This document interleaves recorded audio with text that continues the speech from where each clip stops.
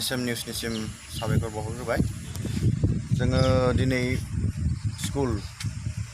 Clean बा फरायसालि फोसाबनाय मोनसे हाबाफारि लादों। बे हाबाफारिखौ जोंहा दुलाराय बर' फरायसा मिरु दुलाराय बर' फरायसा आफादनिफ्राय बिथोन हरनाय बायदि बा मिरु दुलाराय बर' फरायसा आफादा जागायजेननाय बायदि दाख्लै थांनाय 18 जुननिफ्राय फरायसालि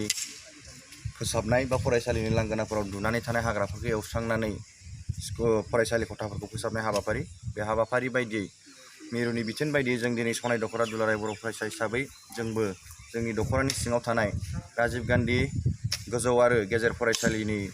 जि लांगोनाफोरा हाग्रा दुनानै आरो स्कुल खथाफोरा गोबां मैला जानानै दंमोन, बेफोरखौ फोसाबनाय हाबाफारिखौ जोंबो दिनै सनाय दख'रा दुलाराय बर' फरायसा हिसाबै जोङो फोसाबनाय हाबाफारिखौ लादों। बे फोसाबनाय हाबाफारिनि गेजेरजोंनो लोगोसे फरायसाफोरनिसिम जोङो माखासे बोसोन हरनो सानो जे फरायसाफोरा नैबे दा गोजौ हायार सेकेन्डारि फाइनाल एग्जाम जाला आरो मेट्रिक आनजादा जाला केन्सेल थांबाय होननानै जाहाथे बिथांमोना फरायनायखौ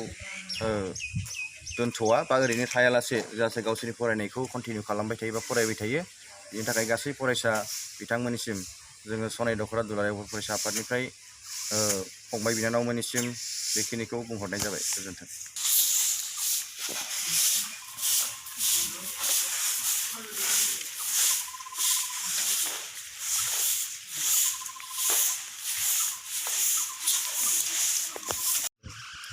खुलुमबाय गिबियावनो आरो गिबियाव साबायखर बावदों SM निउसनि सोद्रोमा बिथांखौ आरो जोङो सनाय दख'रा दुलाराय बर' फरायसा आफादनि जानानै जोंनि दख'रानि सिङाव थानाय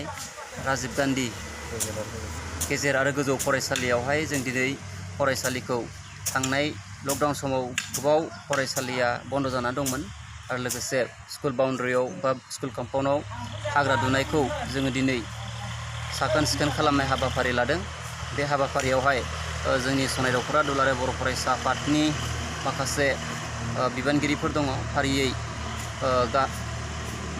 गुबुन गुबुन बिबानाव थानाय साफ्रोमखौबो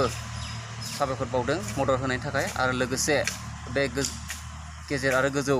राजीव गान्धी फरायसालिनि मानगोनां हेड सार बिथांमोनखौबो साबायखर बावदों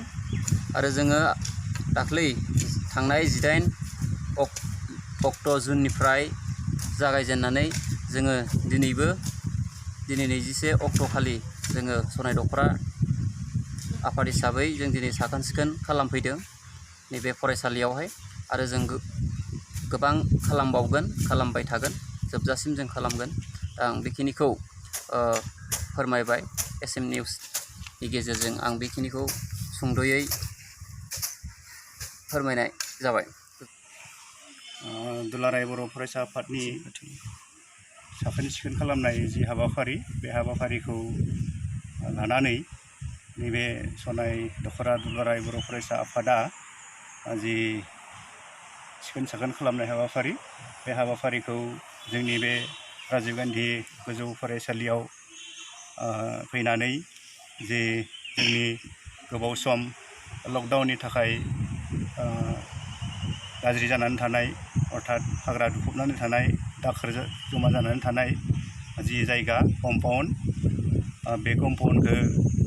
सनाय दख'रा दुलाराय बर' फरायसा आफादा फैनानै साखोन सिखोन खालामनायनि थाखाय गिबियावनो बिथांमोननिसिम साबायखर बावबाय आरो खोब मोजां मोनदों बेबायदि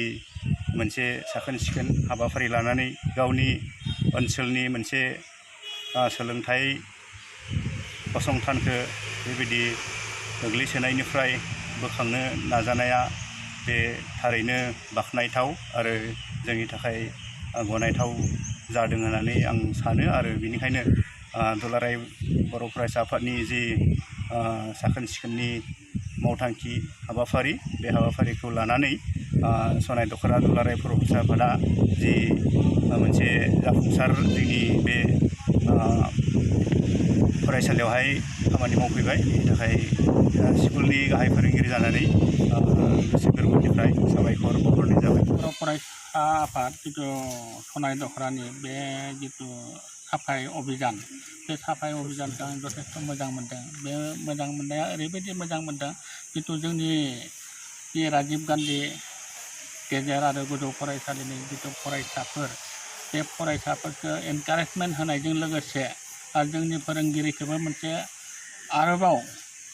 एनकारेजमेन्ट होनायाव जोङो जथेस्थ' उत्साह मोन्दों आरो बेबायदिनो जोङो आसा खालामदों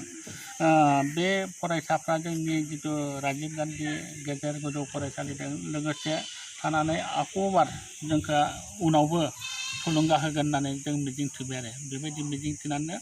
आङो नोंथांमोनखौ साबायखर होनाय जाबाय।